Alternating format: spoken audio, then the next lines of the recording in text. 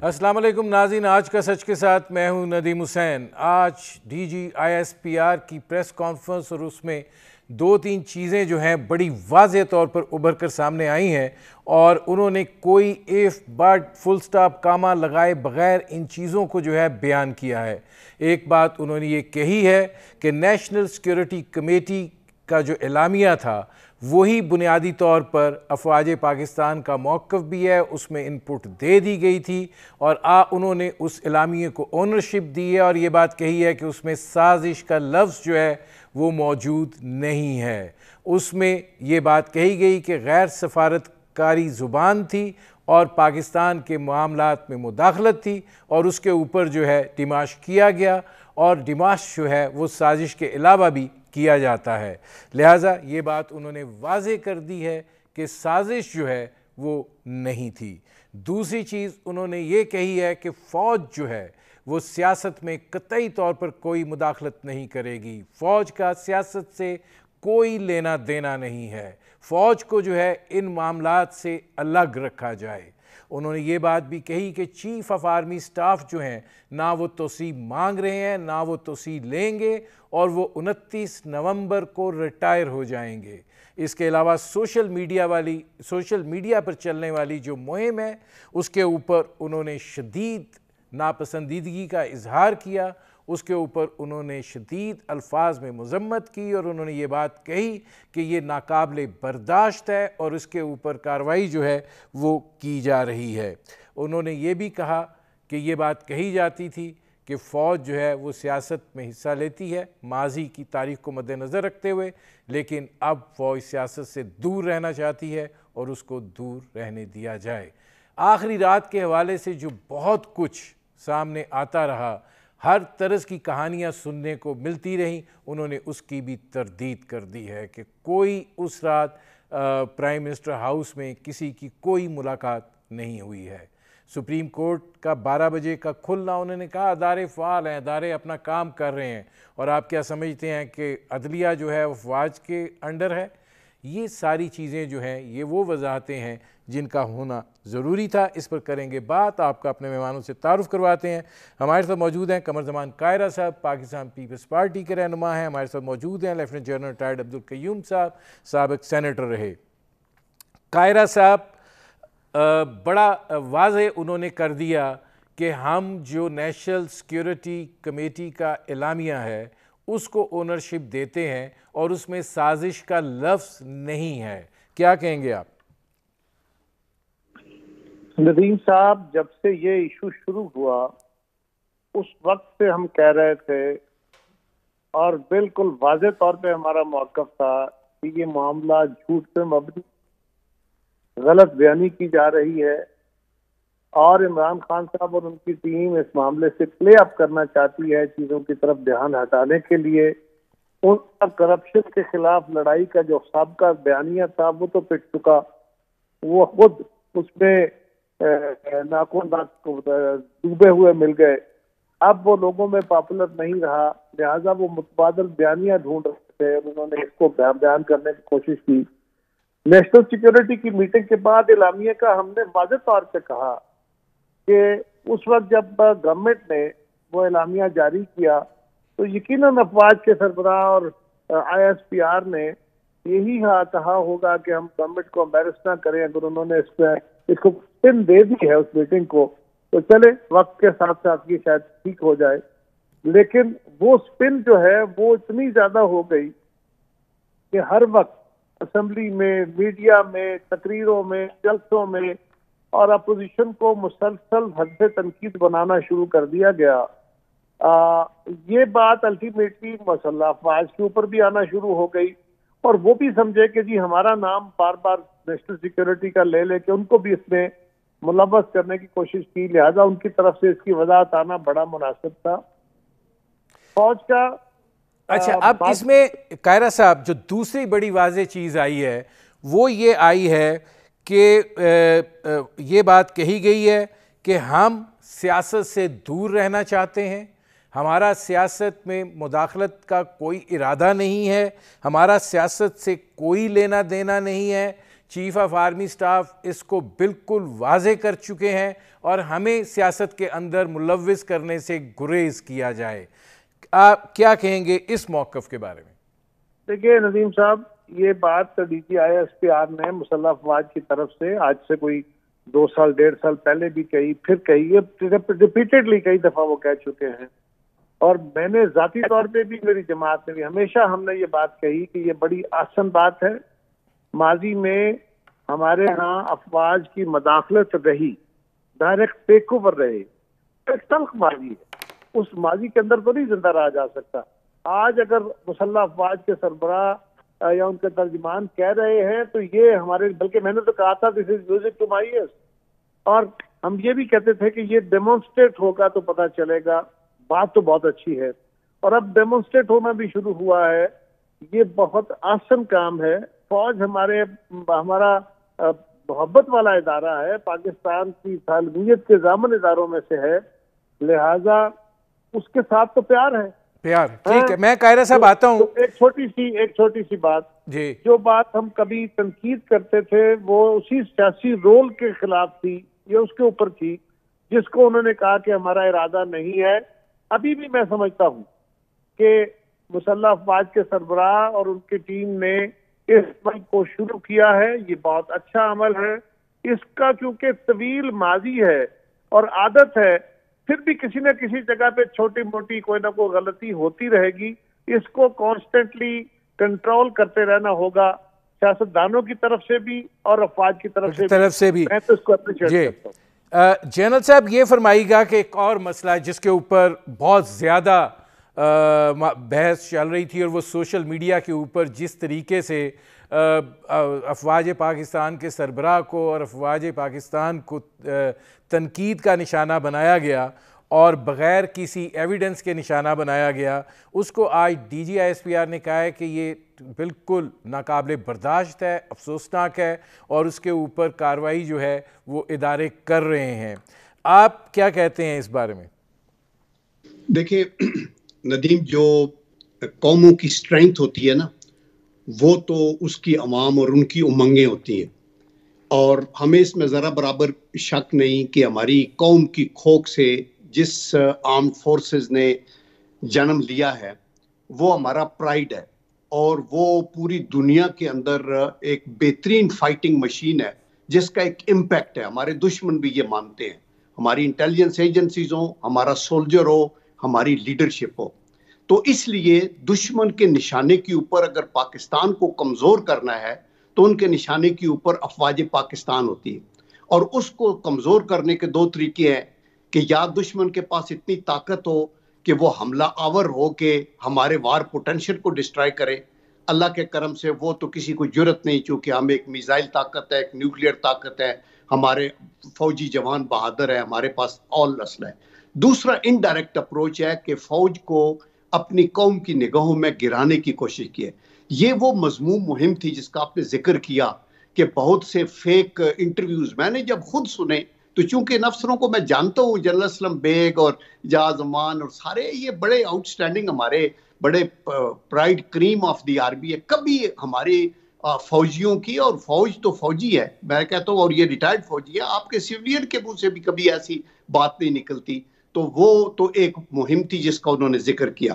دیکھیں آج کی جو پریس کانفرنس تھی وہ ایک آؤٹ اسٹینڈنگ اٹیمپٹ تھی، اور with all clarity, with an open mind, اور ایک فریڈم تھی. یہ کوئی پلانٹڈ کوشچن نہیں تھے، بڑے بڑے مشکل اور بڑے بڑے آکورڈ قسم کے کوشچن تھے جن کا بڑی کونا مشق طریقے سے. اچھا جنرل صاحب یہ فرمائیے گا کہ اس میں ایک اور چیز جو سامنے آئی ہے جس کو بڑا پلے اپ کیا گیا کہ یہ جو سیاسی صورتحال ہے اس کے پیچھے اس طریقے سے تو نہیں یہ سوال پوچھا گیا، لیکن میں آپ سے پوچھ لیتا ہوں کیونکہ اس کا جواب انہوں نے ضرور دیا کہ یہ ساری سچویشن کریٹ کی گئی کہ جو اختلاف ہے وہ یہ ہے کہ باجوہ صاحب جو ہیں وہ مزید ایکسٹینشن چاہتے ہیں، اور شاید یہ بنیادی وجہ بنی ہے. لیکن آج D G I S P R نے یہ واضح کر دیا کہ نہ وہ ایکسٹینشن لیں گے، وہ 29 نہ وہ مانگ رہے ہیں نہ وہ لیں گے، اور 29 نومبر کو وہ ریٹائر ہو جائیں گے.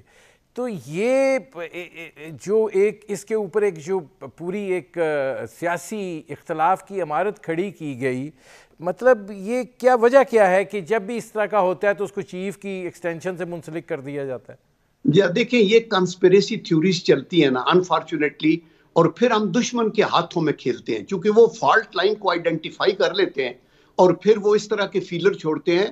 ان کے ہمارے لوگوں کے چہروں کے اندر وہ لوگ بھی ہیں جو بیرونی سازشی لوگ ہیں، اور وہ دیکھیں کلبھوشن جادیو بھی تو پاکستان سے آپ نے پکڑا تھا نا، لیکن اس طرح کے لوگ ہیں جو یہ کرتے ہیں، اور ایکسٹینشنز کبھی بھی اپریشیٹ نہیں ہوتی۔ اور میں نے تو کئی دفعہ سنا ہے، اور آنیسٹ اوپینین میں آپ کو دے رہا ہوں، کہ باجوہ صاحب نے کہا میں نے جو ایکسٹینشن لی بھی تھی میں نے غلطی کی تھی، اور اس کے علاوہ I'm sure Pervez Kayani صاحب نے بھی کہا کہ وہ کیا۔ میں جب ملٹری سیکرٹری تھا تو اس وقت جنرل وحید کو آفر ہوئی تھی تو انہوں نے کہا تھا کہ سوری میں معذرت کر لیتا ہوں، ایکسٹینشن نہیں، اس کے بعد لوگ آئیں گے اور وہ آئیں گے۔ ایک تو بات یہ۔ نمبر دو، ہمارے پولیٹیکل لوگوں کو بھی ایک ڈسپلن کا عادی ہونا چاہیے۔ آپ یہ دیکھیں نا کہ ہماری جو پولیٹیکل فیلڈ میں پریس کانفرنسز ہوتی ہیں، یہی جرنلسٹ ہوتے ہیں، ایک دوسرے کے اوپر شور شرابہ وہ روک رہے ہوتے ہیں، تم یہ وہ، ادھر کتنے ڈسپلن کے ساتھ ہر کسی کو موقع بیٹھے ہوئے تھے۔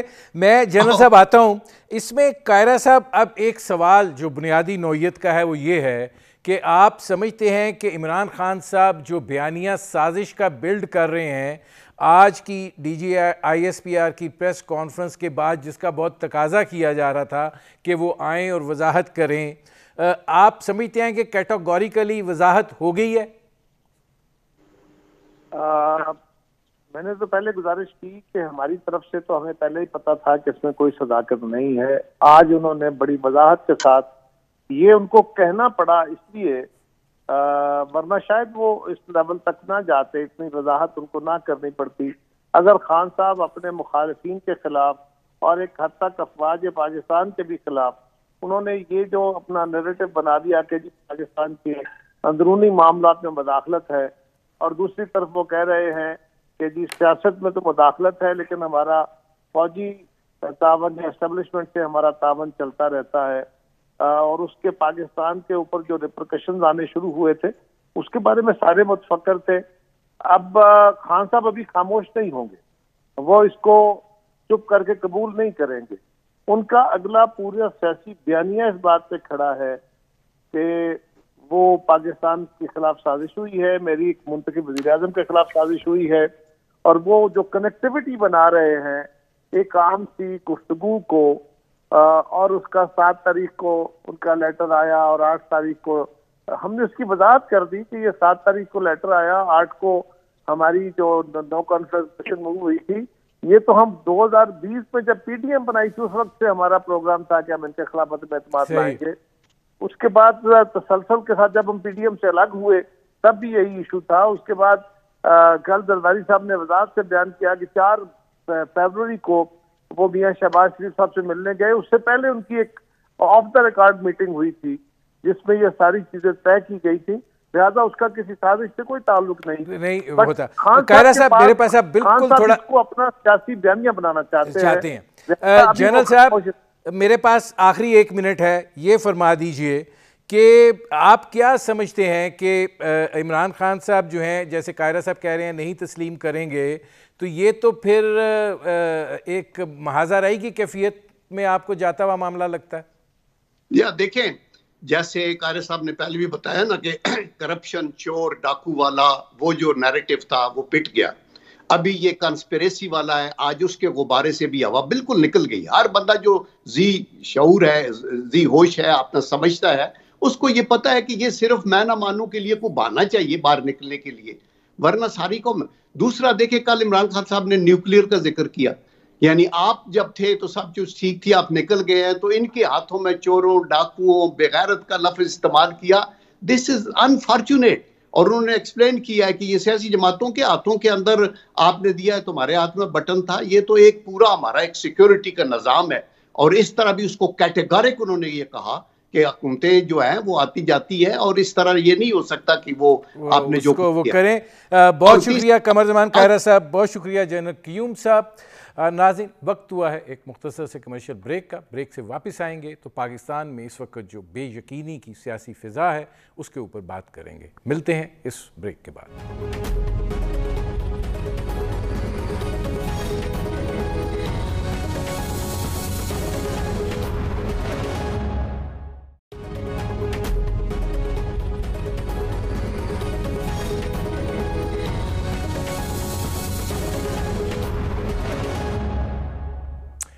Welcome back. ناظرین، پاکستان کی سیاسی صورتحال جو ہے وہ اس وقت بے یقینی کی کیفیت کا شکار ہے.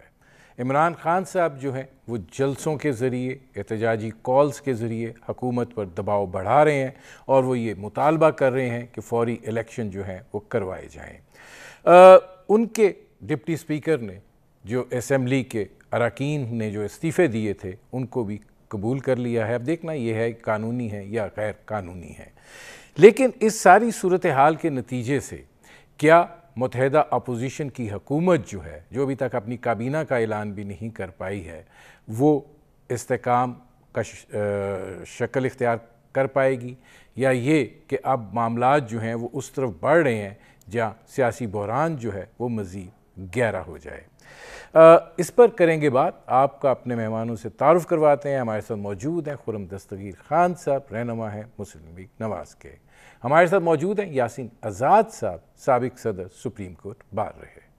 اس میں خرم دستگیر خان صاحب یہ فرمائیے گا کہ عمران خان صاحب کہہ رہے ہیں کہ وہ انتخابات کے اعلان تک سڑکوں پر رہیں گے.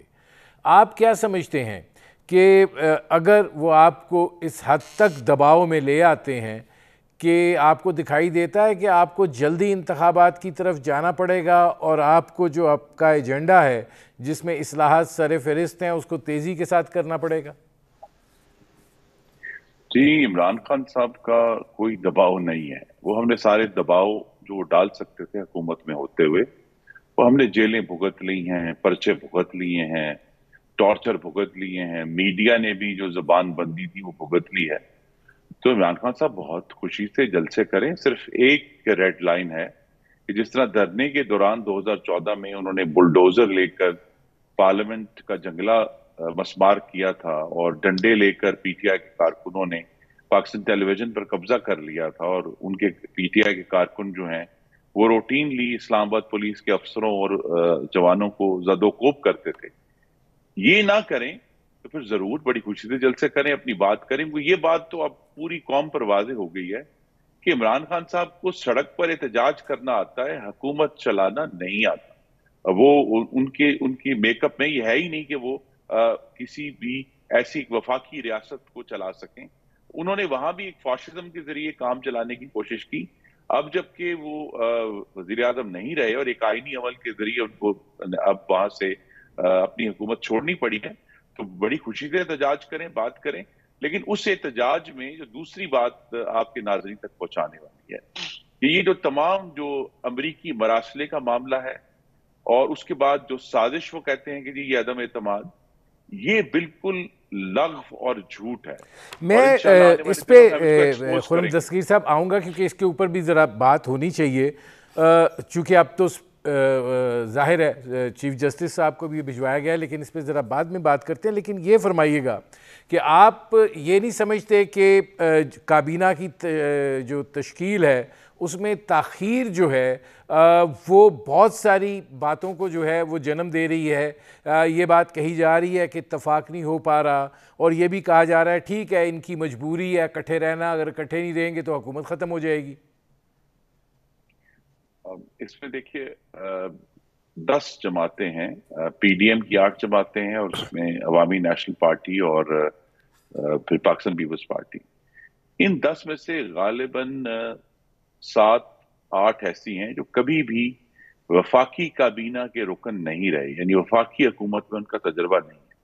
تو ان کے لیے یہ ایک نیا عمل ہے کہ، اور بعض ایسے لوگ ہیں جو سال ڈیڑھ پہلے تک تو غدار کہلائے جا رہے تھے، اب وہ وفاقی وزیر بننے کے امیدوار ہیں. تو اس میں ایک ٹرانزیشن ہے انشاءاللہ. سب سے بات کر رہے ہیں. شہباز شریف صاحب نے بڑی اچھے طریقے سے عدم اعتماد کے بعد بھی اور اپنے الیکشن کے بعد بھی تمام جماعتوں کا جا کر شکریہ ادا کیا. ایم کیو ایم کے پاس تو وہ خود کراچی چل کر گئے, تو وہ سب کو ساتھ لے کر چل رہے ہیں. اور چونکہ ہر ایک کے ذہن میں مختلف قسم کی وزارتیں ہیں, لیکن یہ ایک نیگوسیشن ہے جو مجھے یہ امید ہے کہ اگلے 48 گھنٹے میں مکمل ہو جائے گی اور وزراء حلف اٹھا لیں گے. یعنی آپ یہ کہہ رہے ہیں کہ اگلے 48 گھنٹے میں کابینہ تشکیل پا جائے گی اور وزراء جو ہیں وہ حلف اٹھا لیں گے. اچھا, اب یاسین آزاد صاحب, کل عمران خان صاحب جو ہیں وہ عدلیہ پر برسے ہیں اور انہوں نے یہ بات کہی ہے کہ میں نے کون سا جرم کیا تھا کہ رات 12 بجے جو ہے وہ عدالت لگائی گئی. سب سے پہلی بات یہ ہے کہ آپ نے یہ دیکھا ہوگا کہ جب اپوزیشن نے ووٹ آف نو کانفیڈنس کی موو چلائی تو اس وقت بھی وزیر اعظم صاحب تقریریں کرنے کے لیے روڈ پہ آئے اور ڈفرینٹ جگہ پہ انہوں نے جلسے بھی کیے اور سرکاری ذرائع پہ استعمال کیا اور باقاعدہ انہوں نے تقریریں بھی کی. تقریریں کرنا ہر سیاسی جماعت کا اپنا قانونی حق ہے, آئین اس بات کی اجازت ہے, جلسے کرنا ان کا رائٹ ہے. لیکن عمران خان صاحب کا 3.5 سال کا دور حکومت اگر آپ دیکھیں گے آپ حیران ہو جائیں گے کہ انہوں نے وقتاً فوقتاً جو آرڈیننس جاری کیے اور صدر پاکستان کا جو دفتر تھا اس کو آرڈیننس ٹرسٹی بنا دیا اور بعض قوانین آپ نے پاس کیے. فیکا کا قانون آپ نے پاس کیا جس کو اسلام آباد ہائی کورٹ نے ڈکلیئر کر دیا کہ یہ غیر قانونی تھا. نہیں, یاسین آزاد صاحب, ان کو اعتراض اس چیز پہ ہے کہ یہ 12 بجے سپریم کورٹ لگ گئی, یہ ایک بڑی انہونی چیز تھی, اور وہ یہ کہتے ہیں کہ کیا اتنا بڑا میں نے جرم کر دیا کہ آپ نے رات کو 12 بجے کورٹ لگا لی. دیکھیں, رات کے 12 بجے جو کورٹ لگائی گئی, جو پورا دن ان کا کنڈکٹ رہا, جو اسپیکر کا کنڈکٹ رہا, جو ڈپٹی اسپیکر کا کنڈکٹ رہا, یا جو طریقہ کار اپنایا گیا تاکہ آپ پارلیمنٹ کے اندر جائیں اور vote of no confidence move کا مقابلہ کریں, آپ نے ہر وہ حربہ استعمال کیا کہ کسی نہ کسی طرح سے جو آنریبل سپریم کورٹ کا ججمنٹ ہے اس کے مطابق جو ووٹ آف نو کانفیڈنس کسی بھی صورت میں کامیاب نہیں ہونا چاہیے. تو جب پورا دن اور پوری رات کے 9-10 بجے تک ایک ایسا سلسلہ شروع کر دیا موجودہ حکومت یعنی پرانی حکومت نے کہ یوں لگ رہا تھا کہ کسی بھی صورت میں وہ آنریبل سپریم کورٹ کے ججمنٹ کو امپلیمنٹ کرنے کے لیے تیار نہیں ہے, تو ایسے صورتحال میں جب وہ تھوڑی وقت رہ گیا, گھنٹہ 1.5 گھنٹے کا وقت رہ گیا, اس بات کا یقین ہو گیا تھا کہ وہ پی ٹی آئی کی گورنمنٹ کسی بھی صورت میں آنریبل سپریم کورٹ کے آرڈر کے ججمنٹ کے مطابق وہ پارلیمنٹ کا جو ووٹ آف نو کانفیڈنس کا موشن ہے اس کو کیری کریں گے. تو ایسی حالات میں جب کورٹ کو اس بات کا پتہ چل گیا کہ یہ امپلیمنٹ نہیں ہوگا, تو اس بات کا امکان یہ تھا کہ اگر 12 بجے تک اس میں ان کے آرڈر سے امپلیمنٹ نہیں ہوتا تو آنریبل سپریم کورٹ جو ہے وہ کنٹمپٹ آف کورٹ میں موجودہ حکومت کے خلاف کارروائی کرنے کا بالکل حق رکھتے تھے, مجاز تھے, اور یہ تمام چیزیں پی ٹی آئی کی گورنمنٹ کو پتہ تھا. آپ نے دیکھا کہ اسپیکر کا کیا کام تھا کہ آپ نے ووٹنگ کرانی تھی پارلیمنٹ کے اندر کہ کس کی اکثریت ہے کس کی نہیں ہے. جو موشن تھا وہ پارلیمنٹ کے اندر جا کے فیس کرنا تھا. آپ نے دیکھا ہوگا کہ انگلینڈ میں تقریباً 17 دفعہ ووٹ آف نو کانفیڈنس کی موو چلی کر دیا. انڈیا میں 2 دفعہ. تو بنیادی جو وجہ ہے اصل میں یہ تھی. اچھا, اب اس میں خرم دستگیر خان صاحب یہ فرمائیے گا کہ ذرا یہ سوال بھی ہو جائے کہ یہ جو ڈپٹی اسپیکر صاحب نے 16 اپریل کو سپہر 4 بجے جو اجلاس طلب کیا تھا اس کو وہ لے گئے ہیں 22 اپریل پہ, کیا اس کا مقصد کیا ہے؟ کہ آپ کو یہ لگتا ہے کہ وہ جو استعفے دیے گئے ہیں ان کو منظوری کے مراحل سے گزارنا ہے؟ جی, ڈپٹی اسپیکر صاحب ایک دفعہ پھر جو ہیں وہ آئین شکنی اور جو قومی اسمبلی کے قوانین ہیں ان کو توڑنے کے مرتکب ہوئے ہیں, کیونکہ یہ عام ناظرین تک یہ بات پہنچنی چاہیے کہ متحدہ اپوزیشن جو اس وقت کی تھی 8 اپریل کو ہم نے ڈپٹی اسپیکر کے خلاف بھی عدم اعتماد کی ایک درخواست داخل کی ہوئی ہے, اور وہ جو قرارداد ہے اس हमारे रूल्स ये कहते हैं, रूल 12 है हमारे कवानीन में, कि 7 दिन के बाद जो पहला इजलास होगा उसमें वो जो तहरीक है वो वोटिंग के लिए आएगी।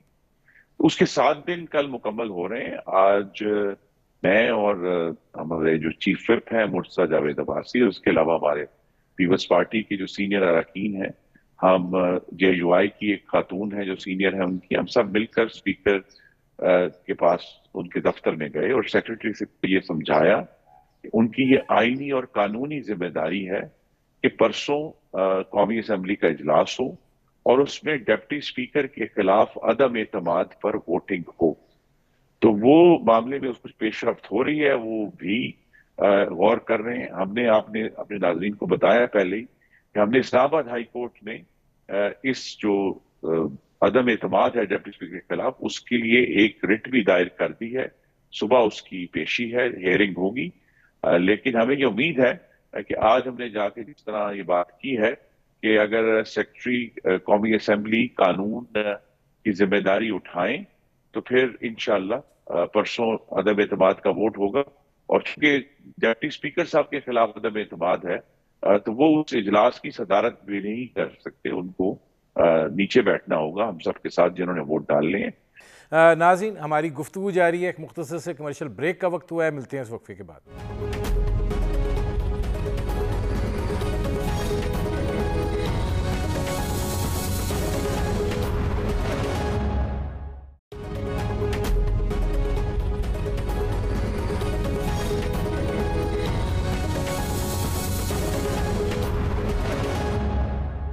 Welcome back. अच्छा, अब यासीन आज़ाद साहब ये फरमाइएगा कि आपने खुर्रम दस्तगीर खान साहब को सुना है इस हवाले से जो कि डिप्टी स्पीकर के ख़िलाफ़ तहरीक अदम एतमाद का मामला है। अब रिट भी इस्लामाबाद हाई कोर्ट में गई है। इस्लामाबाद हाई कोर्ट माजी में असम्बली के अंदर के मामलात को इस तरीके से उन्होंने इनकरेज नहीं किया है। इस सूरत हाल में आपको क्या लगता है? देखिए सर, जो कंडक्ट था स्पीकर का, आप ये बता दें कि स्पीकर जो होता है वो कस्टोडियन होता है पार्लियामेंट का। क्या स्पीकर की ये जिम्मेदारी नहीं थी कि वो आईनी तरीके से पार्लियामेंट के अंदर जो वोट ऑफ नो कॉन्फिडेंस का मोशन था उसको कैरी करे? तो स्पीकर ने तो इमरान खान से दोस्ती निभाई, दस्तूर को नहीं निभाया। हालांकि दस्तूर के मुताबिक स्पीकर ने कसम उठाई हुई थी कि वो दस्तूर की पासदारी करेंगे, जो उसने नहीं की। डिप्टी स्पीकर का जो रोल है 3 अप्रैल का, वो आपके सामने है। जो रूलिंग दे के जिस अंदाज में वो गया, क्या डिप्टी स्पीकर को वो रूलिंग देने का कोई इख्तियार था? और डिप्टी स्पीकर के उस एक्शन को ऑनरेबल सुप्रीम कोर्ट ने जब गैर कानूनी और गैर आईनी डिक्लेयर कर दिया, जिसका मतलब ये हो गया कि डिप्टी स्पीकर हो या स्पीकर हो, उन्होंने जो आइन से वफादारी की कसम उठाई हुई थी उससे वफादारी नहीं निभाई और उन्होंने इमरान खान की नौकरी करना ज्यादा पसंद किया, बल्कि उनकी जिम्मेदारी ये थी कि पार्लियामेंट का जो कार्य है उसके। लेकिन यासीन आज़ाद साहब, आप क्या समझते हैं कि इस्लामाबाद हाई कोर्ट में ये जो रिट फाइल हुई है ये कितनी एंटरटेन होगी, और या ये कि ये पार्लियामेंट के अंदरूनी मामलात जो हैं वो पार्लियामेंट ही तय करे? देखें सर, पहली बात यह है कि डिप्टी स्पीकर का ये एक्शन मेरे नजदीक फिर गैर कानूनी और गैर आईनी है। डिप्टी स्पीकर को इस बात का कोई इख्तियार नहीं था कि वो इजलास को मुलतवी करके 22 तारीख कर दे, ये जानते हुए भी कि प्राइम मिनिस्टर के खिलाफ अदम एतमाद की तहरीक कामयाब हो चुकी है।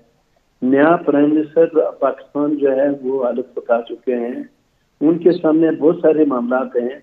जाहिर है कि जब तक पार्लियामेंट के अंदर, चूंकि स्पीकर असेंबली पहले ही स्पीकर से रिजाइन कर चुका है, ऐसे हालात में स्पीकर का इलेक्शन जो था वो भी जरूरी था। डिप्टी स्पीकर के खिलाफ नो कॉन्फिडेंस की मूव थी, उनको जाके पार्लियामेंट के अंदर मूव करना चाहिए था। मुझे डर लगता है कि इमरान खान साहब की जो हुकूमत है, वो जो हुकूमत थी वो उन्होंने कभी भी दस्तूर की पाबंदी नहीं की। उन्होंने हर बात को अपनी अना का मसला बनाया, पार्लियामेंट को भी अपने मकसद के लिए इस्तेमाल किया। और मैं अमूमन ये बात कहता था खुर्रम दस्तगीर साहब से माजरत के साथ कि हमारी पार्लियामेंट को इतना कमजोर कर दिया गया, हालांकि मेरी नजदीक तो पार्लियामेंट का इदारा वो इदारा है जो सबसे ज्यादा मजबूत इदारा होना चाहिए। मैं आता हूँ यासीन आज़ाद साहब, اب خرم دستگیر خان صاحب یہ فرمائیے گا کہ عمران خان صاحب جو ہیں وہ الیکشنز کا مطالبہ کر رہے ہیں، ان کی پارٹی یہ کہہ رہی ہے کہ یہ 3-4 ہفتوں کے بعد سیاسی بحران جو ہے وہ اتنا سنگین ہو جائے گا کہ موجودہ حکومت کا چلنا جو ہے وہ مشکل ہو جائے گا، پارلیمنٹ کے اندر بھی اپوزیشن نہیں ہے۔ آپ یہ سمجھتے ہیں کہ عمران خان صاحب جو ہیں وہ اپنے احتجاج کو اس نہج پہ لے جائیں گے جہاں پہ وہ اسلام آباد کی کال دیتے ہیں؟ وہ کہہ رہے ہیں کہ وہ ایک کال دیں گے پورا ملک بند ہو جائے گا۔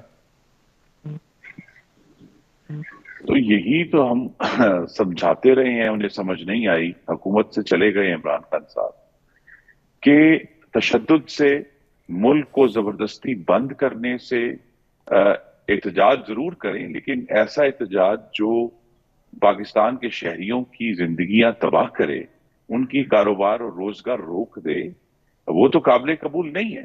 احتجاج کریں ضرور کریں، انہوں نے کل پشاور میں جلسہ کیا ہے اور وہ جلسہ آپ نے تو اس کی تعریف کی، لیکن یہ لوگ بھول جاتے ہیں کہ پشاور میں ابھی بھی عمران خان کی حکومت ہے، پچھلے 9 سال سے حکومت ہے، تو وہاں جو ہے اس لحاظ سے تو جلسہ مایوس کن تھا، پر چلیں سب نے کہا اچھا ہے تو اچھا ہے۔ لیکن عمران خان صاحب کو یہ بات سمجھنی چاہیے کہ ان کو اگر حکومت کرنی نہیں آ رہی تو جس بنیاد پر اب وہ اپوزیشن کر رہے ہیں وہ بھی درست نہیں ہے کہ صرف پی ٹی آئی کے جلسوں میں ہی کیوں جو ہے افواج پاکستان کے خلاف غلیظ گالیاں دی جا رہی، تنقید نہیں ہو رہی، ان کے اوپر ایک بہت ہی کبھی قسم کے الزامات لگ رہے ہیں۔ ہم نے بھی تنقید کی ہوئی ہے افواج پاکستان پر، لیکن ہمارا تو واحد تنقید کا رول یہ تھا کہ وہ اپنی آئینی حدود میں رہیں۔ یہاں ایک مفروضے کی بنیاد پر ایک ایسی چیز جس کا وجود ہی نہیں ہے، پاکستان کی ریاست کو وہ کمزور کرنے پر تلے ہوئے ہیں، اور دوسری جو بیرونی سازش کی باتیں جس میں آج تک وہ ایک ثبوت بھی پیش نہیں کر سکے۔ میرا خرم دستگیر صاحب سوال وہی ہے، سوال میرا یہ ہے، خرم صاحب سوال میرا یہ ہے کہ اگر عمران خان صاحب جو ہیں اپنے احتجاج کو الٹیمیٹ اس طرف لے جاتے ہیں، آپ جو کہتے تھے بہت ساری باتیں ہوتی تھیں کہ خان صاحب کی حکومت میں بے تحاشا کرپشن ہوئی ہے، تو کیا اس حوالے سے کوئی پیش رفت ہو رہی ہے کہ آپ اس چیز کو اجاگر کر سکیں؟ کیونکہ وہ ان کا بیانیہ جو ہے کہ یہ سارے جو ہیں یہ لٹیرے ہیں، یہ سارے جو ہیں یہ غلام ہیں، وہ سرایت تو کیا ہے۔ جی دیکھیے، لیکن اللہ تعالیٰ کے اپنے اس کی منشا علیحدہ ہے۔ ہم نے یہ بازو آزمائے ہوئے ہیں 126 دن بھی، جس میں انہوں نے آپ کے ناظرین کو یاد کرا دوں، کہا کہ سول نافرمانی کریں، آپ اپنے بل جلا دیں، بیرون ملک پاکستانیوں سے کہا کہ آپ بینکوں کی بجائے ہنڈی سے بھیجیں۔ عجیب و غریب انہوں نے ایک طریقہ کار اختیار کیا، تشدد کا، نافرمانی کا، قانون توڑنے کا۔ اس کو تو اب ہم نے وہ آزما لیا ہے اور اس سے حکومت نہیں گری، ہم نے وہ برداشت کر لیا۔ اور اس کے بعد آپ کے ناظرین کو معلوم ہے کہ وہ دھرنے کے بعد ہم نے سی پیک اس ملک میں چالو کیا، پاکستان لوڈ شیڈنگ ختم کی، پاکستان میں گیس لے کر آئے، سی پیک لے کر آئے، کراچی کو پرامن کیا۔ ہم تو اپنا کام کرتے رہیں گے، اب پہلے بھی کیا تھا، اب بھی کریں گے۔ لیکن یہ جو احتجاج کا معاملہ، یہ ان کا یہ خیال ہے، یہ ویسے ہی ہے کہ یہ تمام پہلے ہمیں انہوں نے گیجڑ بھپکیاں لگا دیتے کہ ان کے پاس تو طاقت ہی نہیں ہے، یہ کبھی عدم اعتماد نہیں لے کر آئے تھے، لے کر تو آئے۔ جب عدم اعتماد آ گیا تو پھر آپ نے ان کا پینک دیکھا، ان کی جو سراسیمگی تھی وہ دیکھی، اور وہاں تک کہ جب اگر واقعی اتنی اپنے اوپر اعتماد تھا تو پھر اس دن 3 اپریل کو کیوں یہ غیر آئینی حرکت کی کہ ایک عدم اعتماد کی تحریک کو آپ نے ایک انتہائی غیر آئینی طریقے سے، غلط طریقے سے آپ نے اس کو مسترد کرنے کی کوشش کی، اور پھر سپریم کورٹ آف پاکستان نے ان کو درست طور پہ۔ میں آتا ہوں ایک بات جو یاسین صاحب نے کی ہے وہ میں کہنا چاہتا ہوں۔ دیکھیے، پارلیمان میرا ادارہ ہے، گجرانوالہ کے عوام نے مجھے منتخب کر کے بھیجا اپنی نمائندگی کے لیے۔ دیکھیے، پارلیمان کیسے مضبوط ہوگا جس ملک میں جہاں 40 سال فوجی آمریتیں رہیں؟ وہاں کیسے مضبوط ہوگا کہ ابھی جو حکومت اتری ہے عمران خان صاحب، وہ آپ کو یاد ہے 2018 تک تو پارلیمان پر لعنت بھیجتے رہے۔ ایک ایسی پارٹی جس کا سربراہ 2014 سے 18 تک پارلیمان پر ایک دفعہ نہیں سینکڑوں دفعہ لعنت بھیجتا ہو، تو عوام کی نظر میں اس کی توقیر کیسی ہوگی؟ اور مجھے دکھ اس بات کا ہے، میں آتا ہوں کیونکہ اس کا ایک بات، ایک جو رٹ کرنے گئے ہیں کہ نہیں کرنی چاہیے، لیکن یہ تبھی ہوگی کہ جو پارلیمان کا امین ہے وہ امین اگر خود امانت میں خیانت شروع کر دے اور آئین توڑنا شروع کر دے، اس کو اسپیکر یا ڈپٹی اسپیکر کہتے ہیں، تو پھر ہم کہاں جائیں، ہمیں بالآخر عدالت ہی جانا پڑے گا۔ ٹھیک ہے، اچھا اس میں اب یہ فرمائیے گا یاسین آزاد صاحب کہ جس یہ جو الزام عائد ہوا اور جس خط کا بڑا تذکرہ ہو رہا ہے اور جس کے اندر یہ کہا گیا کہ امریکہ جو ہے وہ پاکستان کے اندر رجیم میں انوالو ہے چینج میں، یہ چیف جسٹس کو بھجوایا گیا ہے، آپ کیا سمجھتے ہیں کہ جوڈیشل کمیشن جو ہے وہ جس کا تقاضا عمران خان صاحب بھی کر رہے ہیں وہ ایک بہتر آپشن ہے اس حوالے سے؟